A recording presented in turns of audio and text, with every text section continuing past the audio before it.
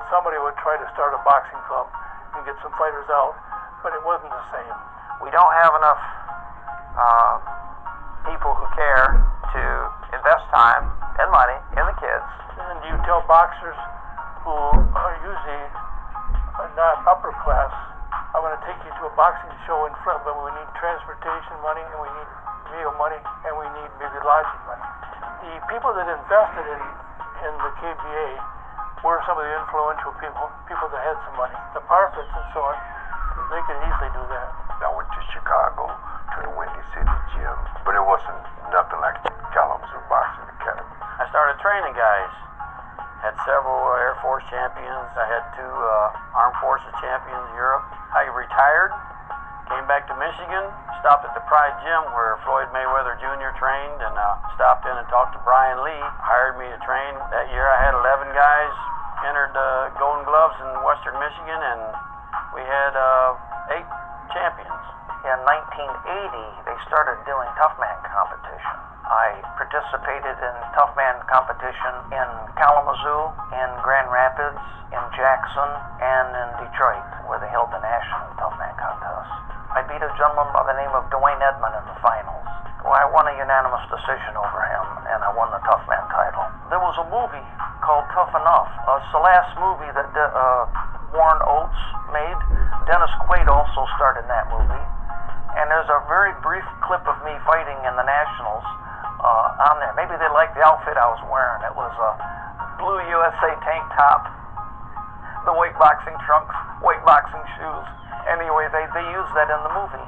I've met up with Bobby Zell at the Boys Club and talked to him about maybe letting us use the Boys and Girls Club as a place to train, and he said, sure, that'd be great. And we got a few donations to where we got some robes and some shirts and equipment. I started the Kalamazoo KO Club.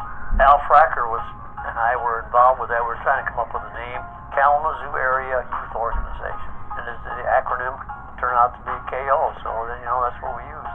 And like Woody Top, his method of operation was a little different.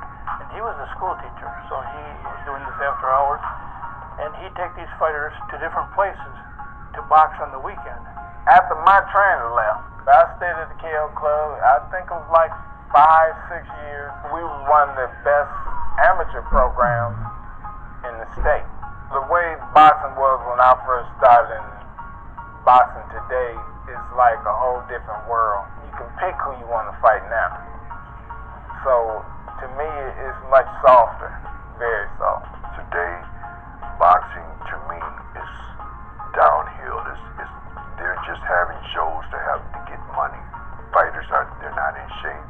Now you got these steroids and all this other stuff going on, politics. And boxing today makes me feel kind of sad. I think there's just too many greedy people in it, I think, and it kind of self-destructed. I still think that Golden Gloves boxing is a great sport. It's taken a little slide down because of all the competition from other contact sports. We have cage fighting, we have full contact karate, we have a lot of different sports. But I think there's always a place there for Golden Gloves. There's a lot of money in MMA right now, and there's some money in boxing. I've seen some great fights in the last few months. It's not like it was in the 60s and 70s, but that, I believe, is not because the sport doesn't have an allure to it. It's because there's so many other things for kids to do. Kalamazoo was a great boxing town, and I think it still could be. I'd like to see a revival, and I think Kalamazoo's a place for it. I think boxing is good for kids if it's kept on the level of true, clean sportsmanship, but boxing was all around good for me. My mom doesn't think so, but I thought so.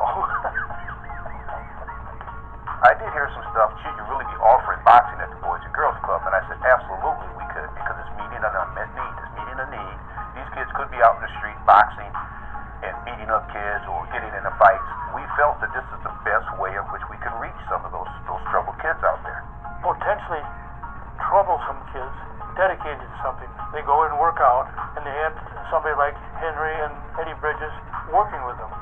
You get a 7 and an 8-year-old and a 10-year-old. You can start them out with a jab. In 10 minutes, you can have them 1, 2, roll, 2, 3, 2, pull, 2, 3, 2, 1, 1. And they are fascinated.